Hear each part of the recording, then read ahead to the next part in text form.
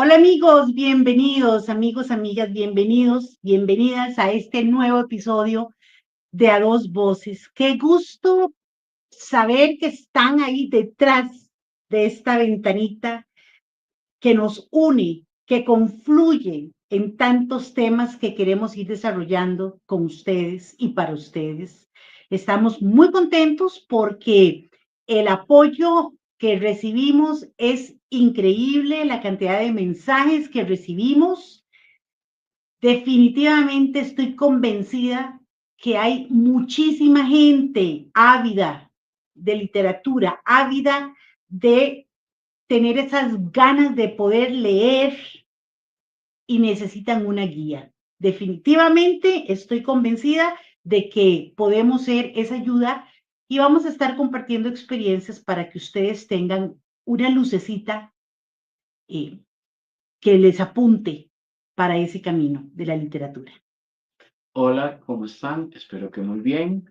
Un abrazo muy fuerte, ya sea si es de día, si es en la tarde o si es en la noche, cuando están observando este programa, ya sea en vivo o una vez que se ha terminado y queda su retransmisión. Queremos darle nuestro agradecimiento a Radio Surquí, que siempre nos apoya. Gracias por este espacio tan importante, este espacio tan valioso. Y bueno, hoy tenemos un tema muy interesante. Hoy vamos a viajar más de 2000 años en la historia, porque hoy vamos a hablar de no solamente de un autor y de sus obras, sino de todo lo que ellas encierran.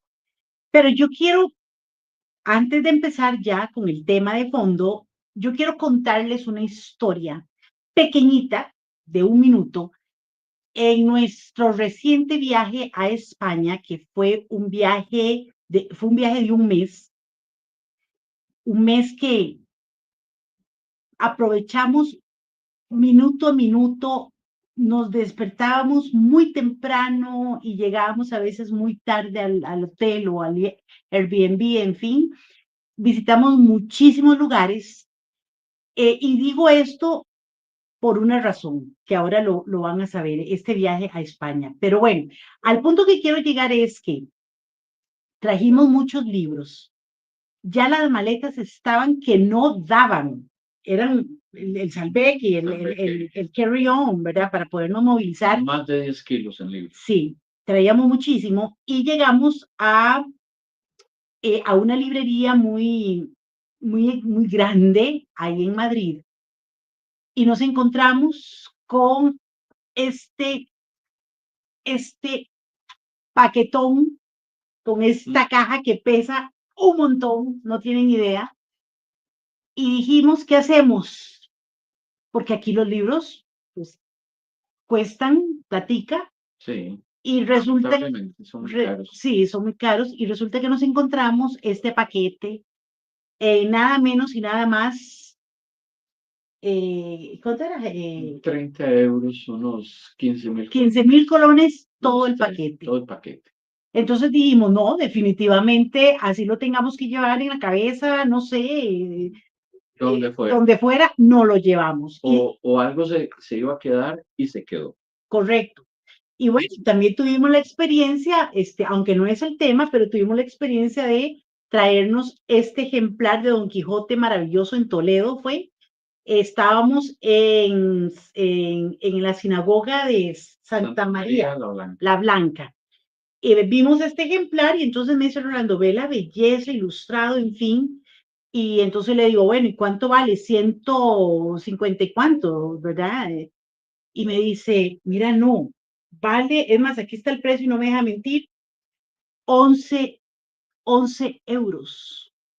Y yo, ¿cómo que 11 euros? ¿Verdad? 11 euros. 11, pero ¿cómo que 11 euros? Fui a donde la cajera a hacerle la pregunta, porque yo dije, debe estar mal. Y me dice, no, pues eso es lo que vale, 11 euros. Pues también no lo trajimos.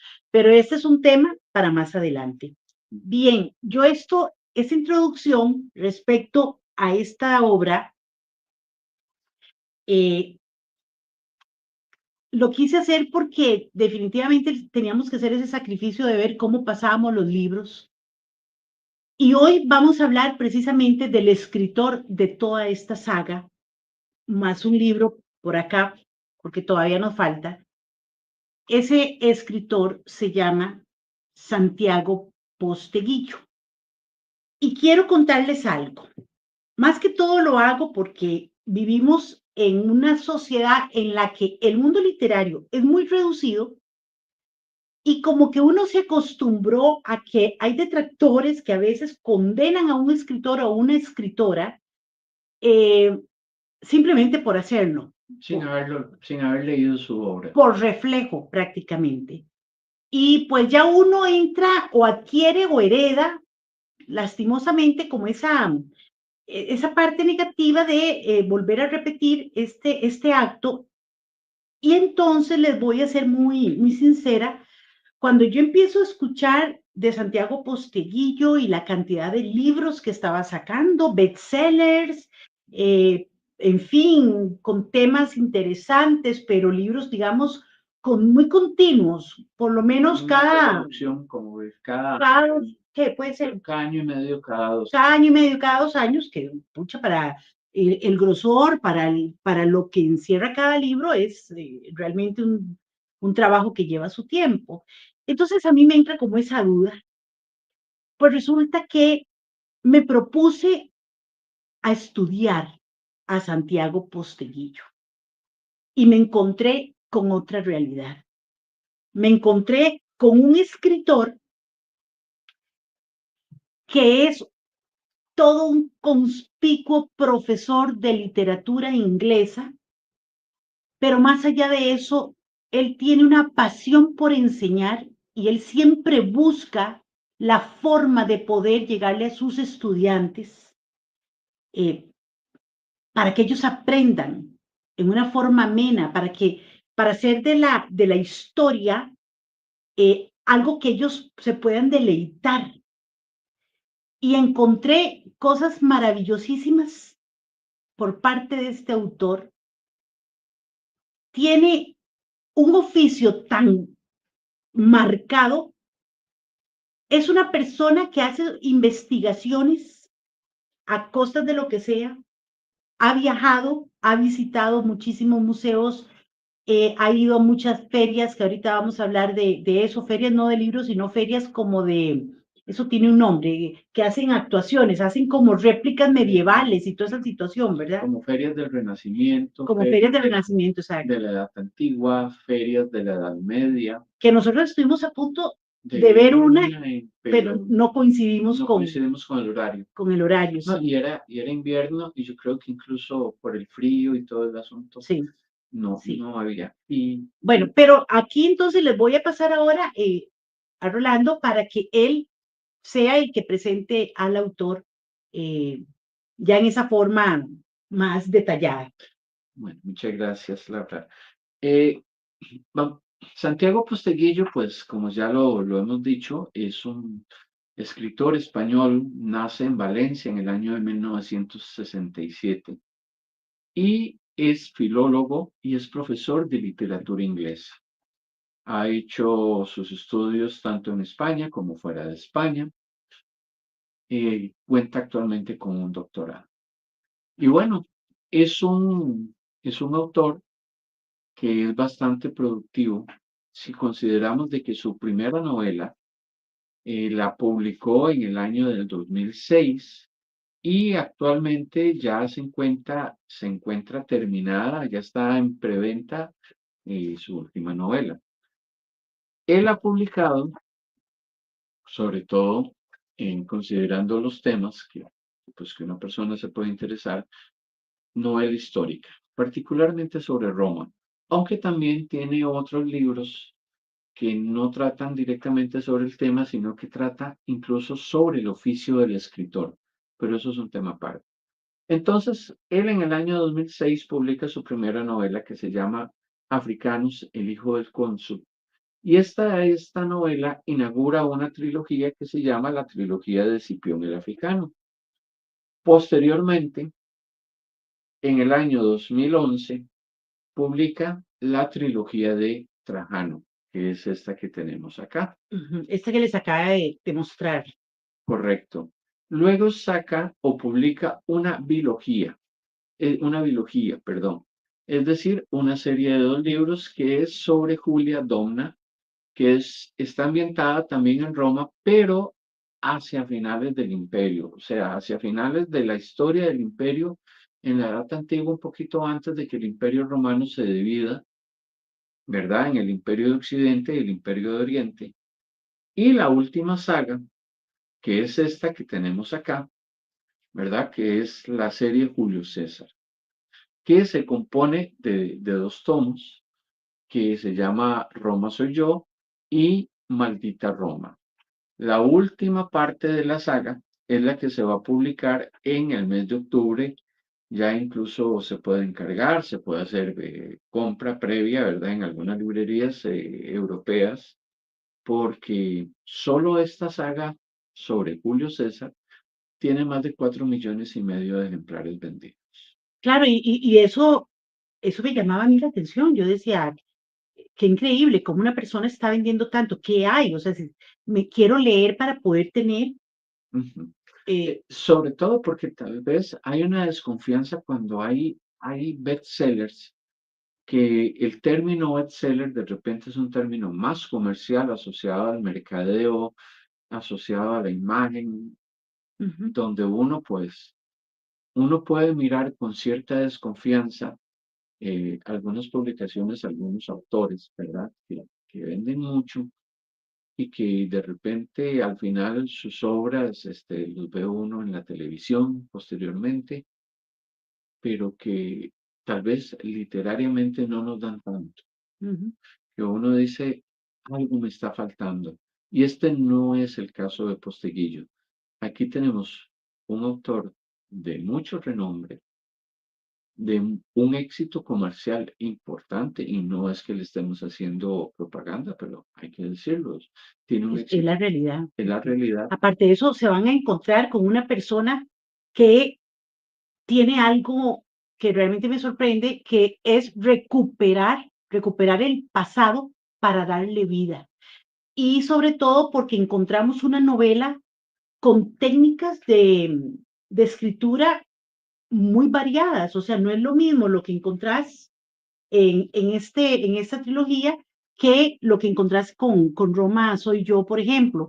Él tiene variaciones, o sea, tiene niveles o técnicas de escritura o, digamos, una forma buscando siempre esa didáctica Ujú, más amena, más fluida, y eso me encanta. Es un libro que, aunque ustedes no lo crean, con este grosor, es una novela que es fluida, que se entiende, que a pesar de a veces de brincar de de tiempo. una fecha a otra, Ujú. se entiende perfectamente. Sí, de hecho, bueno, vamos a ver, a quienes nos gusta la historia, nos interesa la historia de las civilizaciones, y algunas veces leer la historia puede ser un poco aburrido. O bien muchas veces escuchamos de los jóvenes de lo aburrido que puede ser aprender de la historia.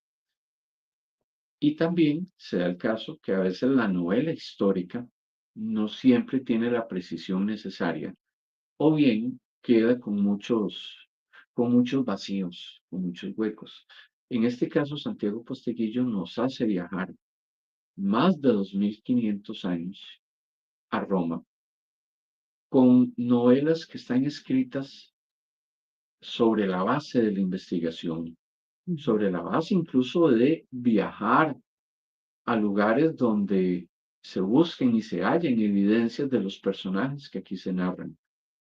Y es cierto que él también nos dice que ha ficcionado algunas partes. Bueno, pero también es importante mencionar, antes de que sigas con esta disertación tan buena, que Santiago Posteguillo es un hombre que se adentra tanto a esa parte de investigación que él tiene que ir de la mano a fuentes primarias y a fuentes secundarias. ¿A qué me refiero con esto? En las primarias, él tiene que leer muchísimo, ha tenido que leer investigaciones, eh, leer literatura de inclusive de filósofos y toda esa situación para poder empaparse, para ir armando todo aquello. Intentar recuperar la información de las fuentes primarias de las más antiguas de lo que hace, de lo que se ha logrado recuperar.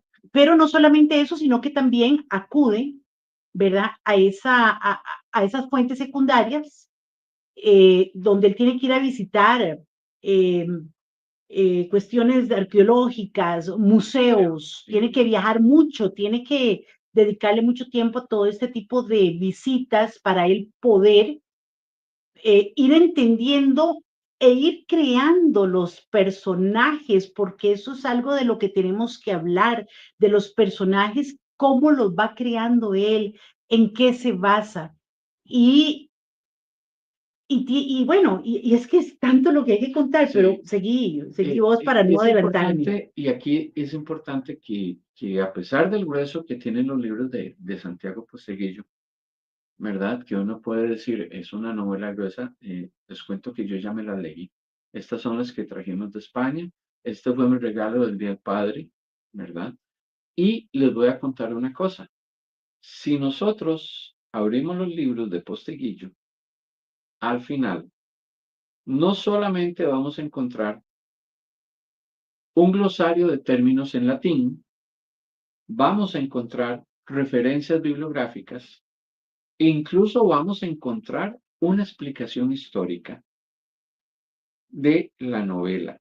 Entonces, más o menos esta parte del libro, estas partes que pueden ser unas 200 páginas, son fuentes primarias de la investigación. Es decir, que no solamente está la parte narrada por él, sino que aquí están las fuentes primarias que nos permiten corroborar la precisión histórica de lo que se está narrando. No, y sobre todo que Santiago Posteguillo nos deja muy claro la diferencia entre el papel de un historiador y el papel del novelista. Él nos cuenta, por ejemplo, que el historiador siempre va a encontrarse con ciertos vacíos, con esos huecos en la historia, esos vacíos, o también con contradicciones en la historia, o situaciones un poco inverosímiles, ese es el papel del historiador, porque el Ujú. historiador se basa en las pruebas y en las realidades que se va encontrando. Pero el novelista no. El novelista empieza a escribir y él no puede darse el lujo de dejar esos vacíos, esos espacios, ni dejar de contar la historia. O dejar de llenar esos espacios, esos vacíos, ¿verdad? Con elementos que incluso pueden ser hasta cierto punto un poco contradictorios o elementos incluso de fricción histórica.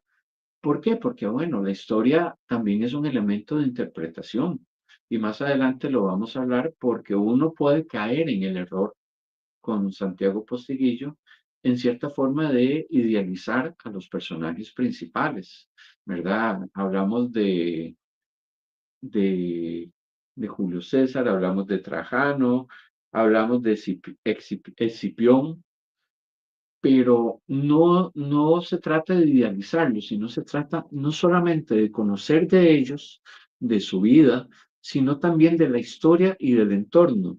¿Y por qué es tan atrapante las obras de Posteguillo?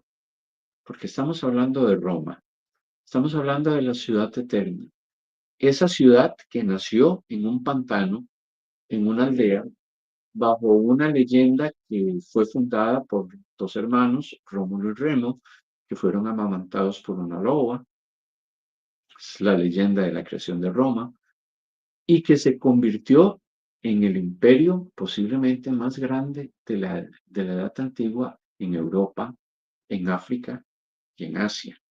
Y que al día de hoy nos ha heredado tantas cosas, no solamente muchas palabras derivadas del latín, nos ha heredado también conocimiento científico, nos ha heredado una arquitectura maravillosa como la que estamos viendo en este momento. Ese es un viaje, parte del viaje que hicimos en España, en Sevilla, estuvimos exactamente visitando Itálica, que de hecho ya vamos a darles una explicación sobre Sí. ese paseo. Y entonces, Roma no solamente es una novela histórica, posiblemente muchas personas hemos tenido conocimiento de Roma, contacto con Roma a través de algunos elementos. ¿Cuáles? Uno, el cine, la televisión, Ujú. otros, Eso es importante. la Biblia también. Eso es importante lo que estás diciendo. Yo quiero decir esto, porque, a ver, vamos a tratar de hablar de Santiago Posteguillo como una forma general, porque es imposible hablar libro por libro, se pueden imaginar.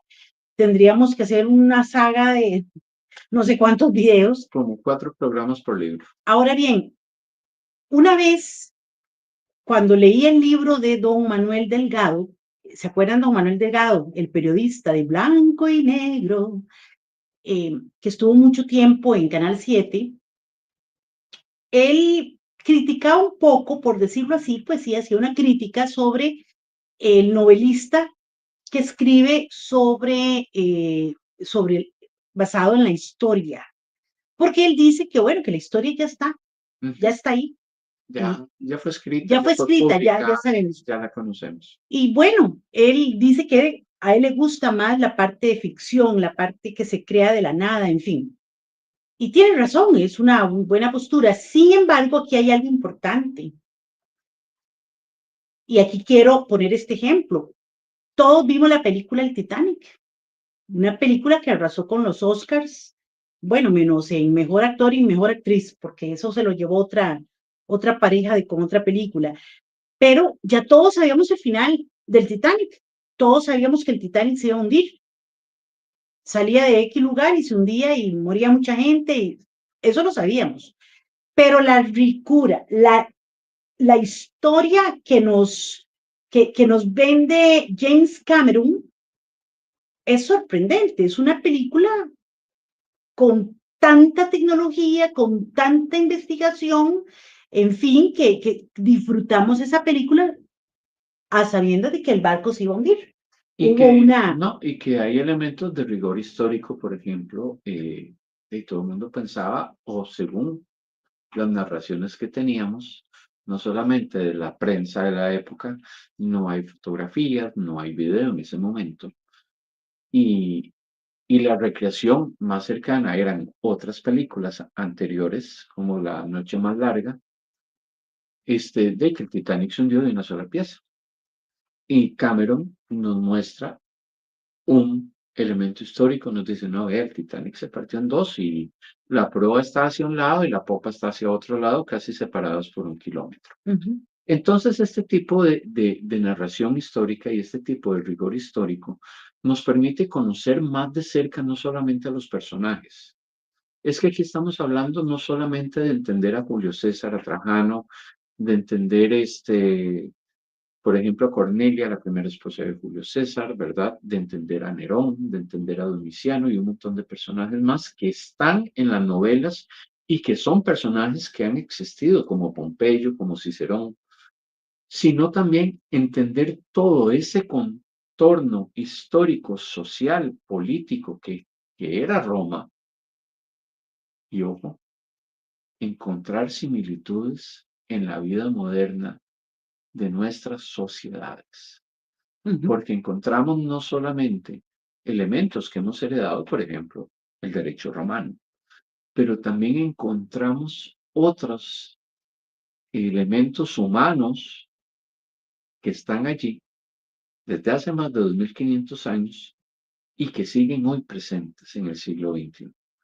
Entonces, Porque es cíclico, la sí, historia es cíclica, la historia se repite y el comportamiento o humano, ritmo. Ujú, ajá, la historia no se repite, pero la historia rima, dijo Mark Twain. correcto. Y entonces, este tipo de novelas, entonces no solamente la parte lúdica, la parte entretenida, alguien podría decir es que es como una novela de aventuras. Tal vez si me estuvieran contando Robin Hood o, o otra novela de aventuras, algo de Sherlock Holmes, ¿verdad? Sino que aquí también hay verdades históricas y hay llamados a la reflexión. Incluso encontramos pensamientos filosóficos muy profundos. Encontramos desarrollo de historia a partir de ideas, de conceptos. por ejemplo. Yo quiero leer una, por ejemplo, Ajá. aquí yo apunté una que la tenía para más adelante, pero bueno, así es esto, a como vamos desarrollando la conversación, a veces desordenamos un poquito el orden. Dice acá, por ejemplo, el miedo, Marco, recuérdalo, administrado sabiamente es la mejor de las armas, especialmente para manipular a un pueblo inculto e influenciable. Roma tiene por fin miedo, el miedo necesario. ¿Cuántas veces nos hemos tenido que exponer a esta parte del miedo? ¿Verdad? Pero mira, aquí quiero hacer una acotación porque entre las cosas que yo estuve leyendo, fue, por ejemplo, una anécdota porque dijiste, estabas hablando de esa construcción, esos detalles, esa ficción, porque resulta que tenemos a un escritor que une la historia con ficción y eso es fascinante. Y entonces, aquí en algún lado leí una anécdota que él tuvo cuando quería presentar un libro y entonces fue a un museo en Mérida y él cuenta que cuando iba en el bus, iba acompañado con periodistas y él dice, bueno, por supuesto, eran periodistas jovencitos, becarios, o tal vez que estaban empezando en algún medio de comunicación, ¿verdad? Porque en los temas literarios a veces es Ujú. así. Y entonces, cuando llegaron al museo, él termina de presentar su libro y la directora de la editorial le dice a él, bueno, ¿qué le parece si pasamos ahora a la siguiente actividad? Señores periodistas, vamos a hacer una visita guiada precisamente por el escritor Santiago Posteguillo. Entonces él se quedó como en blanco, como diciendo, pero yo soy escritor, yo no soy un guía, no sé, No soy museólogo. no soy museólogo, no sé qué me voy a encontrar, ¿verdad? No sé cómo desarrollar la Ni guía. conozco el museo. Pero él dijo, voy a aprovechar esta oportunidad en la que me embarcaron y en la que también iba la directora del museo para ir describiendo cómo es que yo me inspiro en cada viaje y cada vez que estoy ante una obra que tiene siglos de siglos, ¿verdad? Más de 20 siglos, imagínense. Entonces, él hace el recorrido con los periodistas y él les va diciendo, vean, por ejemplo, este casco pesa 4 kilos, el casco de los que usaban los soldados y toda esa cuestión. Ese casco pesa 4 kilos. Entonces, si yo me pongo a pensar, puedo agarrar toda esa situación de esa gente cargando un casco de 4 kilos, se pueden ustedes imaginar las molestias para luchar y estar tantas horas cargando algo de 4 kilos en tu cabeza.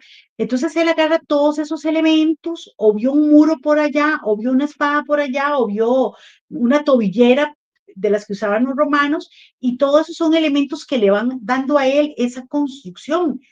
De hecho, por ejemplo, en una de las visitas en otro museo, también por ahí leí, se encontró con un,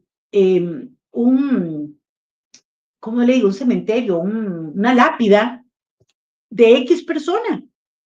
De uno de los protagonistas de la trilogía de Cana.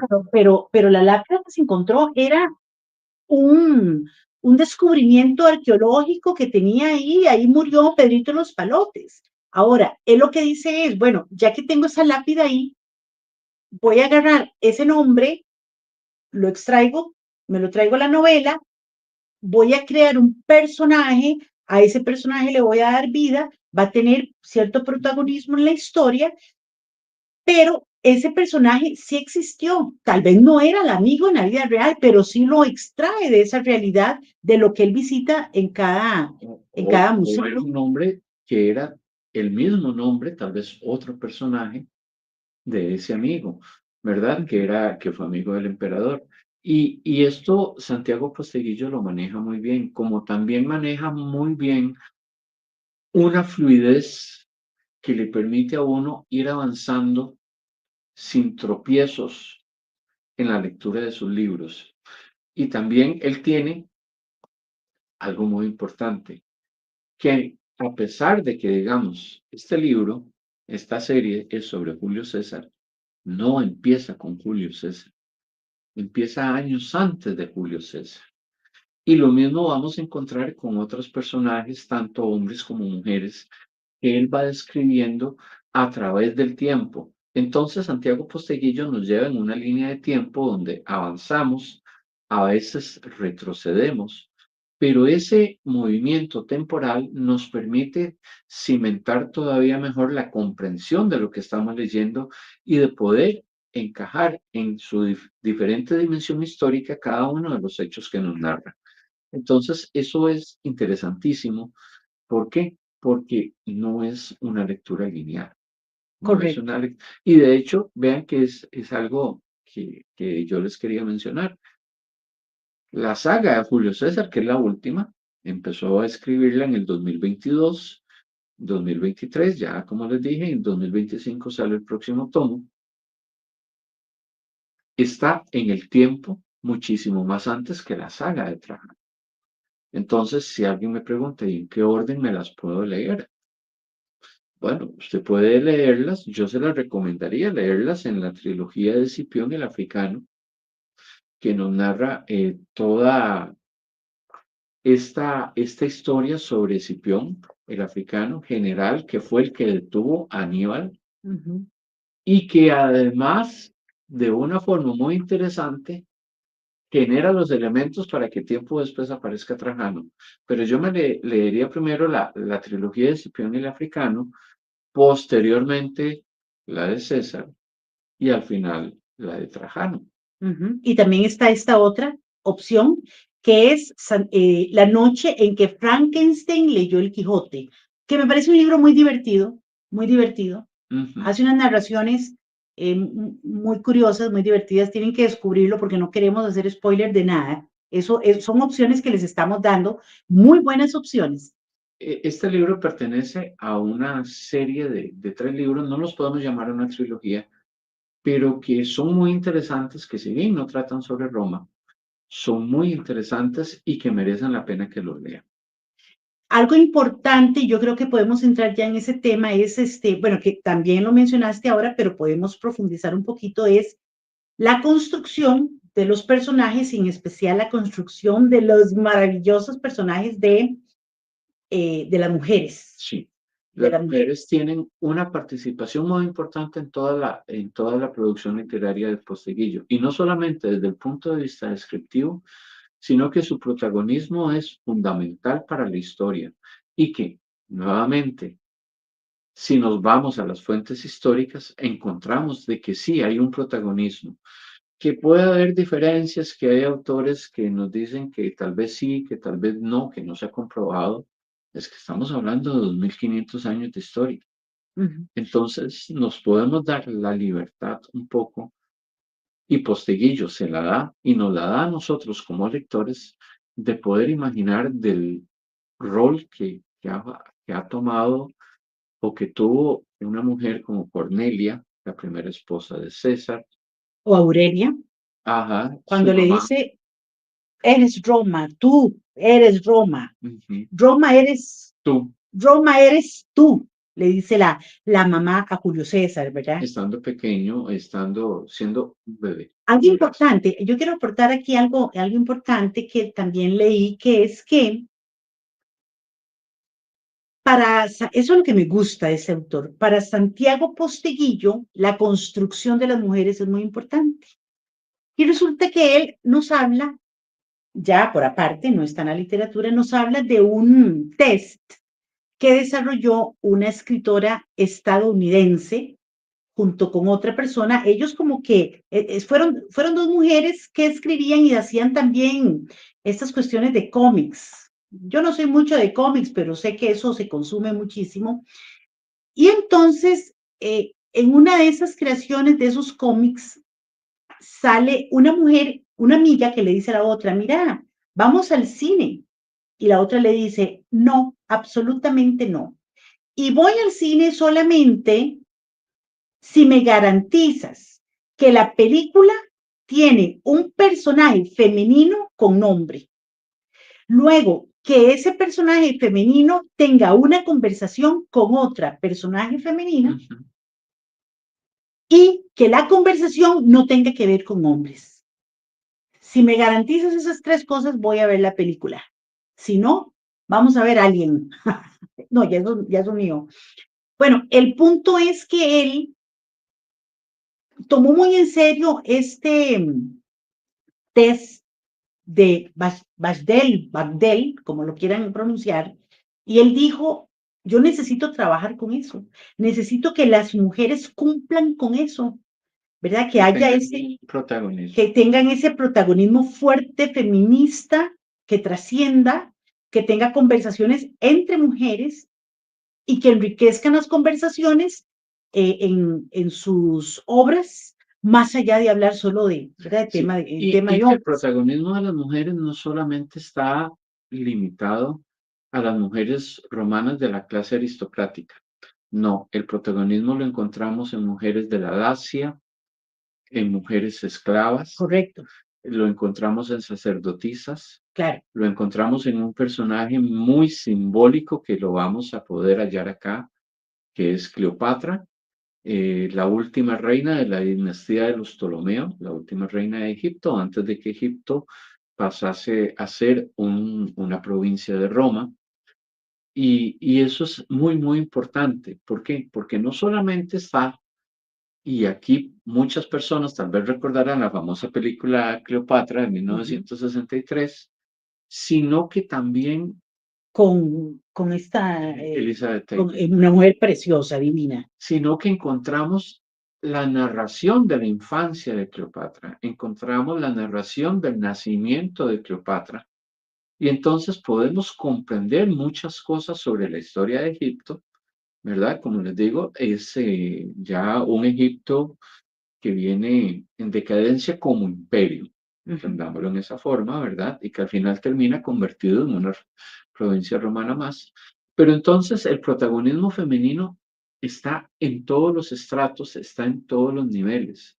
Lo mismo puede tener protagonismo Aurelia, la madre de Julio César, como también lo tiene su hija Julia, como también lo tiene una sacerdotisa Vestal, o como lo tiene la más humilde de las mujeres que pudiésemos encontrar en toda la sociedad romana. Y no solamente de ciudadanas romanas, sino de personas, de hombres y mujeres que no son romanos de nacimiento. ujú. Bueno, y de hecho tenemos unos videos preparados, ya casi se los vamos a enseñar. Respecto a lo de la construcción de los personajes femeninos, eh, Posteguillo también nos dice que él se ha tenido que encontrar, o sea, tanta es la investigación y el compromiso como escritor que se ha encontrado con elementos sorpresas o con documentación sorpresa. Por ejemplo, todo lo que él ha estado averiguando, hay una parte en el libro que narra sobre cómo en aquellos años, en aquellos siglos, se daban cuenta si una mujer estaba embarazada o no. Ajá, Eh, tenían una prueba. Los te- romanos tenían una prueba para saber si había un embarazo o no. Tenían una prueba y resulta que tomaban a las mujeres a la una, en la madrugada, a la una de la mañana, y las llevaban a un lugar para que orinaran sobre semillas de cebada y de trigo, y después de 2 días se daban cuenta que si la orina junto con esta mezcla de semillas tenía Un color un X color o una determinado. transformación, ¿verdad? Y eso era un indicativo de que la mujer en efecto estaba preñada. ¿Cuál es el documento sorpresa?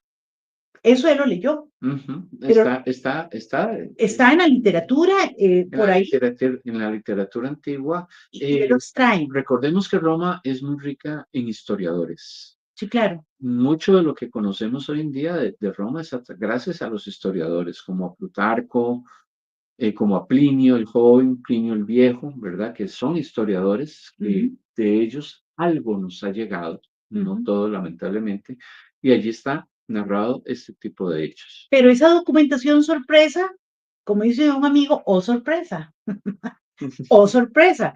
Resulta que se va dando cuenta después que una, no sé, empresa, entidad norteamericana o estadounidense hizo, hizo, Hicieron la prueba. hicieron una prueba con mujeres embarazadas y mujeres no embarazadas. ¿Y qué creen que pasó? Y pasó que resultó positivo. Entonces uno dice, pero ¿cómo hicieron los romanos para llegarle a esa prueba? Bueno, y eso es parte de ese enriquecimiento, eso es un ejemplo, porque ejemplo hay muchos, pero entonces vean todo lo que uno aprende con estos libros, reviviendo la historia, disfrutando una muy buena escritura que nos da todos esos elementos de aprendizaje y todos esos elementos Y de... que nos permite entender cómo ya la civilización romana ya contaba con mucha tecnología, mucho conocimiento astronómico. Por ejemplo, en el libro de Trajano, ¿verdad? En Circo Máximo, que es este que está acá. Por ejemplo, Trajano ya es emperador de Roma y él se tiene que enfrentar a un juicio que él no quería enfrentarse porque se iba a juzgar a una persona inocente, a una pareja inocente. Y él se vale del conocimiento astronómico para evitar el juicio o para retrasar el juicio gracias a un eclipse. Entonces, bueno, entendiendo todo esto, es muy rico viajar, es muy rico poder estar en contacto con esos museos, con esas iglesias donde se guarda el arte, especialmente en este recorrido que hicimos en Europa. Bueno, en Europa estuve una vez en ciertos países y ahora hace unos meses atrás en España, que estuvimos por un mes completo. Fuimos a un lugar que de hecho no había mucha gente, prácticamente éramos, Que no lo teníamos pensado. no lo teníamos pensado. Vamos a ver un poquito de ese video y tal vez Rolando extienda más cómo estuvo esa visita, pero fuimos a un lugar que se llama Itálica. Complejo arqueológico de Itálica, en Sevilla, en el municipio No de... importa, lo Sí, importante bueno, es que se llama Itálica en Sevilla. Ah, bueno, y ahí está, veámoslo un momentito. Estamos en un lugar con una historia tan rica, con una historia de la que hemos venido estudiando desde antes de venir aquí a España. Estamos en estas ruinas, en esta ciudad itálica, así se llama. No van a creer todo lo que ustedes van a escuchar por parte de Rolando, que es el que tiene asignado darles todo este tipo de explicaciones, porque él lleva el hilo conductor con mucho más delicadeza que yo. Yo me enredo mucho al hablar, entonces se lo dejo a él. Pero es una belleza lo que estamos viendo. O sea, ya van a ver dónde estamos. Itálica se llama, en Sevilla. hola, ¿cómo están? Esperamos que muy bien. Y sí, como dice Laura, estamos en Itálica, en lo que fue la provincia de la República Romana de Betis, en el territorio de Hispania. Es decir, nos encontramos en Sevilla, en España, como ustedes ya lo saben, eso es obvio, ¿verdad? Y estamos en el conjunto arqueológico de Itálica, un poquito alejado del centro de Sevilla, ¿verdad? Se toman 2 autobuses, pero en 40 minutos se llega. Y bueno, contarles de Itálica, que Itálica fue fundada o fue constituida en el año 206 a.C. como un campamento para recuperación de tropas romanas que estaban peleando, tenían durante las segundas guerras púnicas contra los cartagineses, y entonces Itálica se funda en el año 206 antes de Cristo, y es muy importante porque no solamente se constituye en la primera ciudad romana creada en lo que es hoy en día España, sino que también es la primera ciudad romana que se constituye fuera de Italia. Es decir, es el primer asentamiento romano importante con categoría de ciudad fuera de lo que es hoy Italia. Y durante muchos años fue parte como les dije, de la provincia Desde, de yo creo Betis, que ya Eric, hasta ahí. que está bordeada por... Ok, Porque ven es qué que dura. interesante, ven qué interesante Itálica. Bueno, ¿Y por qué no pasamos al segundo video? Son 3 segundos del otro video ajá, para unirlos y ya les explico por qué. El otro suena un poquito de viento al principio, pero es nada más para que observen qué es lo que les vamos a enseñar. No lo vamos a ver todo. Adelante. Llegamos a un lugar en el que no me hubiera gustado estar o existir en ese siglo. bueno. Vean ustedes, una forma muy colectiva de ir a ser el number one y el number two. Así es, nos encontramos. Listo.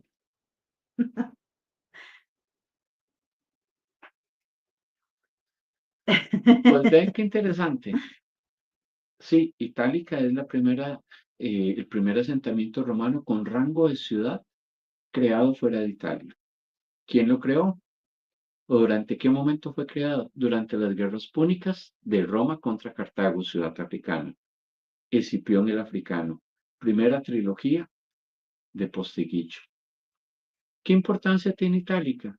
En Itálica nace el primer emperador no nacido en Roma, Trajano, y el segundo emperador, que es su sobrino, Adriano. Entonces vean cómo Posteguillo no solamente une todos estos elementos históricos importantes, sino que también él realiza investigación. Es decir, no es alguien que solamente tomó un, un libro, una enciclopedia, tal vez una revista de historia y lo demás lo ficcionó. No, Posteguillo, con sus propios recursos, que eso es algo muy importante, Sí, con sus propios con recursos. sus propios recursos, empieza a buscar, empieza a investigar y luego empieza a hacer la unión de eslabones Y bien escritos. muy bien escritos y que luego los va rellenando en aquellos elementos donde hay vacíos que no son un simple relleno, son en función de la historia, no para darle credibilidad. ¿Por qué? Porque los hechos importantes ya están respaldados, sino para darle fluidez, para darle más armonía y sobre todo para darle atractivo a su novela histórica. Con estrategias narrativas impresionantes. Eh, Realmente es un hombre que, a pesar de lo que dije al principio, que tenía como ese temor de encontrarme, eh, pues lo que sabemos de Paulo Coelho, inclusive de Ken Follett. De hecho, es importante recalcar que la diferencia entre él y Ken Follett, por ejemplo, es que Ken Follett tiene su equipo de investigadores, tiene un grupo investigando acerca de X o Y tema, al otro tema, y luego se confluyen todas las investigaciones para él poder escribir. No, es que Santiago Posteguillo es un hombre, a mí me impresiona, yo digo, pero ¿en qué momento duerme o pasa con su familia? En fin, porque es un hombre que escribe muchísimo durante horas y no solamente eso, sino que actualmente sigue siendo profesor de la Es, universidad. Se pueden ustedes imaginar el poder adquisitivo que él ha tomado con la cantidad de ventas y traducciones, porque hasta Italia, hasta la propia Italia. de hecho, en todos los libros de Posteguillo sobre Roma, ustedes no solamente van a encontrar esas referencias, como ya les comenté al inicio, sino que van a encontrar la narración de los lugares que él visitó y cómo llegar a esos lugares si ustedes quisieran hacerlo. Por ejemplo, aquí vamos a encontrar a un personaje muy importante, que es Apolodoro de Damasco. Y uno puede decir, bueno, ¿y quién es Apolodoro de Damasco? Bueno, pues Apolodoro de Damasco es arquitecto romano que siendo muy joven se encargó de la remodelación de lo que conocemos hoy como el Coliseo Romano, que en realidad se debería llamar el Coliseo Flavio. Fue el constructor del puente sobre el Danubio, en su momento el puente más grande, más largo, construido por el ser humano del que se tiene conocimiento. constructor de dos elementos que hoy podemos todavía observar o que se pueden observar en Roma, como son la columna de Trajano y el mercado de Trajano, cosas que están hoy en día. Entonces, es un arquitecto interesantísimo y que merece una historia aparte en arquitectura. Pero entonces, Posteguillo va a darnos las direcciones y nos dice, vea, si usted quiere ver lo que queda del puente de Trajano en el Danubio, váyase por aquí, tome, bueno, un avión. Tiene un rigor histórico muy Sí. preciso. Y nos permite incluso poder viajar a través de sus libros a estos lugares históricos. Obviamente que entonces la curiosidad se despierta, ese instinto de querer saber más se despierta. Entonces uno investiga la enciclopedia británica, encontramos fotos, encontramos lugares y encontramos esos elementos que nos permiten corroborar que lo que está aquí. Él sumerge al lector en la época, en la lectura, en la acción, porque está muy cargado de acción, ¿verdad? De hecho, él mismo dice, por ahí lo estuve escuchando de las cientos de entrevistas que he visto de él dice, por ejemplo, ¿cuántos de los que están aquí, obviamente un auditorio repleto, cuántos de los que están aquí han tenido que hacer un alto en la lectura e ir a Google a verificar si lo que estoy diciendo es real o no es real? Ujú. Porque él tiene que tener también esa responsabilidad de que la información sea correcta a pesar de que la une con la Que va cumpliendo ficción. con el rigor histórico. Exactamente. Entonces es muy interesante y bueno, y para ir casi que cerrando porque faltan 10 minutos, pero eh, también es importante resaltar que, bueno, hay sus críticas también Ujú. negativas o tal vez no negativas, críticas simplemente, ¿verdad? Por ejemplo, estuve leyendo por ahí en algún, es que me cuesta mucho retener en cuál periódico, en cuál revista, pero eso no es necesario, pero sí estuve leyendo que una de las críticas que le hacen es que, y aquí hago este hincapié para que vos Ujú. lo desarrolles, que él le da como, como un valor, como especie de una caracterización que no le corresponde del todo a los personajes. Por Ujú. ejemplo, pinta a Julio César como Como un héroe. como un héroe cuando hay referencias de que hizo sus cositas. Sí, Ajá. vamos a ver, la historia de Roma particularmente, la historia de Roma es la historia de la ambición por el poder Ujú, del ser humano. Si nos vamos a Julio César, y no lo estoy narrando en Posteguillo, lo estoy narrando desde otras obras que he podido leer, encontramos una lucha de clases entre la aristocracia y la clase popular. Pero allí encontramos asesinatos, ujú. encontramos conspiración. O sea, Roma no era un lugar ni un parque de diversiones, ni un lugar sencillo, ni un lugar fácil. Recordemos que en Roma tenemos esclavitud, tenemos sacrificio o asesinato de aquellas personas que no le rendían pleitesía o no le rendían homenaje a las autoridades romanas y terminaban en medio de gladiadores o en medio de bestias. En el libro de Trajano, en la trilogía de Trajano, hay situaciones muy desgarradoras, Sí. como por ejemplo el sacrificio de niños, de mujeres, por ejemplo, de parte de Nerón, de parte de Domiciano, de los primeros cristianos, por no renunciar a su fe. Y eso está documentado. Es Ujú. decir, no es un paseo de rosas, no es un día de campo. Simple y sencillamente tenemos una narración histórica en la cual tenemos que tener el suficiente sentido crítico para poder comprender qué pasaba en ese momento. Julio César fue receptor de parte del consulado romano del título de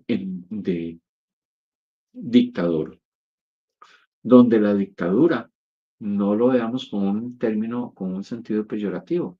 Es un término romano que se le daba a un gobernante para que durante un tiempo prudencial tuviera el poder de todas las instituciones para solucionar una crisis. Normalmente 6 meses. Julio César se quedó 10 años en el poder. Y recordemos que Julio César muere asesinado de 26 puñaladas, perdón, apuñalado 26 veces por Cayo Bruto, que era sobrino de una de las amantes de Julio César. Entonces vean que aquí hay traición, hay ambición, hay poder, hay mentira, hay dinero de por medio, aquí hay corrupción. Y Roma tiene todo eso, como también lo tiene hoy en día nuestras sociedades Claro. modernas. Hay populismo, hay de quien, como dijo Laura, aprovechémonos del miedo Ujú, para mentirle a la gente, para poder controlar a las personas del miedo.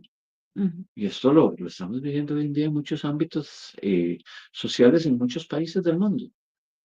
Entonces, no idealicemos, como yo se los dije al inicio, no convirtamos a los personajes en héroes ni tampoco en villanos. Al fin de cuentas, la historia es escrita por los vencedores de los conflictos. Y Ujú. eso es algo muy importante. Aquí lo que hay es narración. ¿Cómo nosotros entendemos esa narración histórica con el apoyo de la ficción, con la parte de la creación de novelas?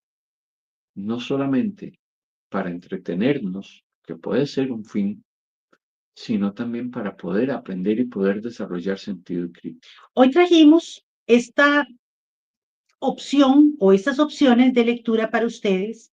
Quiero decirles, para pasar un poquito a saludar a nuestros amigos acá, quiero decirles que detrás de esta hora hay muchas horas de preparación para nosotros. Este trabajo lo hacemos para aportar, aunque sea un granito a esta sociedad, y decirles que, por ejemplo, con esta opción pueden aprender geografía, pueden saber cómo se aprende de una narración tan bien coordinada, tan dinámica, tan bien estructurada, sobre todo, cómo tenemos una persona que mediante ese ejercicio de la escritura se ha ido preparando también. Podemos ver dramas judiciales, podemos ver relatos biográficos, también escenas violentas, pero lo que les quiero decir es que con estas opciones ya ustedes tienen un eslabón más para poder subir y para poder ir acercándose más a la literatura. Entonces tratamos de que los temas que les traemos sean temas variados, no irnos solo con los clásicos, también es bueno traer opciones nuevas. Vamos a hablar de todo. Si ustedes vieran cuando tenemos que escoger un tema, ¿verdad? Pero mira, Son horas de horas. son horas de horas y Aquí encontramos incluso hasta pensamientos profundos filosóficos, encontramos derecho, encontramos de todo. sí. Pero bueno, es hora de pasar a la... Vamos a ver, vea, tengo saludos. Aquí tengo salud. Bueno, tengo a Priscila González, Priscila, gran amiga, Sergio Arce, que es como un hermano, Edgardo Pereira, otro gran seguidor nuestro, que siempre nos hace aportes, como uno que nos puso acá sobre Penélope, por ejemplo. Tenemos a Mauricio. Mauricio Guillén, que por cierto, a Mauricio Guillén lo vamos a tener dentro de poquitas semanas. Va a ser un invitado de lujo, porque le vengo siguiendo los pasos a Mauricio Guillén. Y cuando uno tiene una persona brillante, con tanto que nos puede aportar, hay que, miren, robárselo un ratito. Muy bien, Radio Surquí, que nos hace unos aportes maravillosos, nos complementa la información. También tenemos a Álvaro Ríos, Lorena Herrera, siempre con nosotros, y así muchos amigos más, Rita Flores, Doña Yolanda Bertossi. Bueno, tenemos aquí a Yolanda Bertossi, ciertamente. Entonces yo definitivamente me siento muy halagada porque ese apoyo de ustedes, si nos pueden, pues compartir los programas para que les llegue a más personas. Pero lo que les quiero decir es que hay mucho trabajo detrás de esta obra y lo hacemos con mucho cariño para que ustedes tengan una opción más para ir a comprar. La próxima semana, el próximo lunes, una invitada de lujo, de verdad, una invitada de lujo. Para la próxima semana vamos a hablar menos porque vamos a tener a una invitada que nos va a dar una cátedra completa porque tiene una experiencia, una vasta experiencia en temas una riqueza muy literaria importantes. y de conocimiento, de vivencia muy profunda. Y vamos a tener un libro de ella aquí con nosotros. Entonces, espérenla el próximo lunes. ¿Podemos cerrar? Sí, bueno, recordar que hoy, 18 de agosto, es una fecha también especial en la literatura. Hoy se conmemora un año más del fusilamiento, del asesinato del poeta, dramaturgo español Federico García Lorca en Granada.